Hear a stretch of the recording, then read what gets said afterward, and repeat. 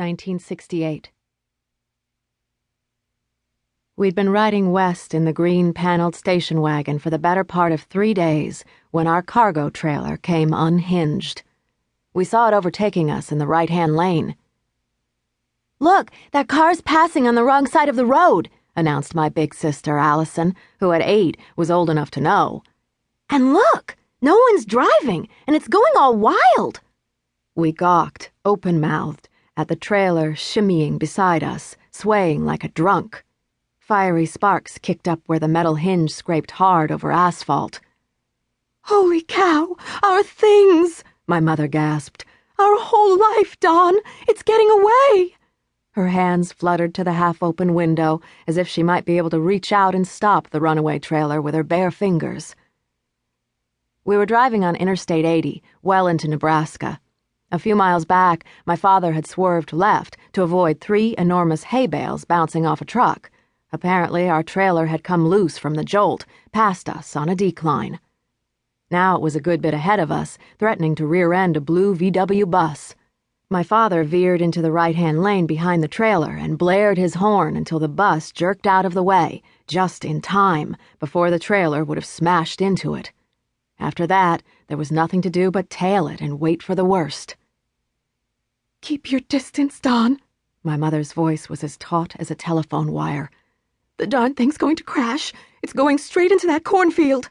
"Cut the hysteria," muttered Dad. Mom fell silent then, clenching her eyes and knitting her fingers together, while Allie and I, perched on the edge of the back seat, vied for the best view between our parents' headrests. We hadn't had this much fun since we'd left our apartment in Chicago. I slid my hot pink Calamity Jane hat back on my forehead and held tight to my sister's knee. We jostled onto the shoulder of the road, about 20 feet behind the trailer. Dust swirled around us, obscuring our view, and our father suddenly threw back his head and let out a high-pitched cowboy whoop, so unlike him that Allie and I burst into giggles. As we watched the highway bend ever so slightly to the left, the trailer broke free from the asphalt and bounded over the shoulder of the road. It smashed clean through the corner of an old wooden shed before careening into a cornfield, disappearing from sight. "My new bike's in there!" Allie wailed. "The wedding china," whispered Mom, placing her hand on Dad's thigh. "Yep, everything." He slowed to a stop, the cloud of dust rising around us and filtering through the windows.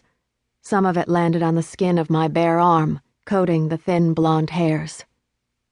Midday sun glared through the windows and we were quiet, each of us staring at the gap in the cornfield that had just swallowed our possessions. There wasn't much. My wagon with the peeling red paint, our bulky winter clothes and photo albums, some treasures from Mom's wealthy parents, Dad's fishing gear and medical books.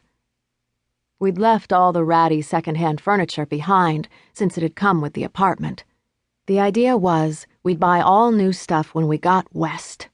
We were starting over with a better house, better furniture, better climate, better schools. We were going back to California, where we came from, like the song said, in search of the good life, just as the pioneers and our grandparents before us had done. At least that's what Dad kept saying.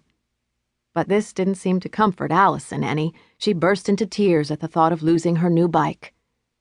"It's all right." Dad draped his arms over the steering wheel, the wild cowboy spooked out of him. "If we're gonna be pioneers, then we gotta be tough, right?" I loved the idea of being a pioneer, or better yet, a cowgirl. I could imagine ditching the old trailer and the station wagon, donning a pair of chaps, and riding a wild Palomino filly across every wide-open acre between here and Los Angeles. I didn't remember much about California, being only 2 when we left, but I knew plenty about Annie Oakley and Dale Evans, and I figured a girl should be able to get her start in one of the westernmost states of the country. "Well, we'd best get out and see what damage there is," said my father, opening the car door. And then we heard the sirens.